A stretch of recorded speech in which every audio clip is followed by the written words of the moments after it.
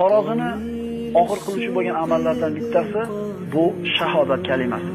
Hadislarda keladi, Nabiy sollallohu alayhi vasallam aytadilar: Qiyomat kuni bir bandani Alloh taolo hisob qiladi. Uning ro'barusiga 99 ta sijilla qo'yiladi. Sijilla degani bu kitob. Nabiy sollallohu alayhi vasallam aytadilar, bu sijillalarni ichiga faqat gunoh amallari yozilgan bo'ladi bandani. Alloh taolo so'raydi: "Ey banda, birortasini inkor qilasanmi shuni?" deydi. Yo yozuvchi bo'lgan farishtalar ham senga zulm qilib qilmagan ishingni ham yozib qo'yibdimi deydi. Mo'min banda tan oladi, Parvardigor qilganman deydi.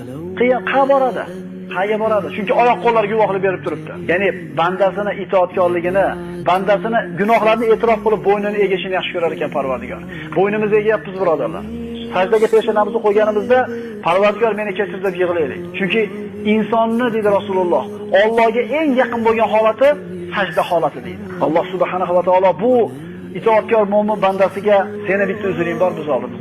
Shunda banda hayron bo'ladi, qanaqa uzr ekan deganda sening bir hasanoting bor. Bugun zulm qilinmaydi. Mana shu 99 ta kitobning oldiga kichkinagina qog'oz keladi.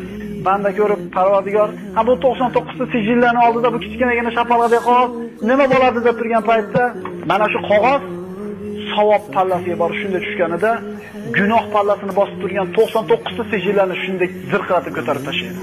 Savob pallasi og'ir kelib ketadi. Bu qog'ozda ashhadu an la ilaha illalloh va ashhadu anna Muhammadan abduhu va rasuluhu kalimasi bo'ladi. Mana shu kalima bormi tilinglarda? Alloh muborak qilgan bo'lsin. Agar 99 ta sijillaga to'ldirilgan gunohlarimiz bo'lsa, lekin Allohdan umid qilib kechirishligini, iymon keltirib Alloh taolaning g'ofurligiga shu kalima bilan borsak, albatta Alloh taolo kechirar gunohlarimizni.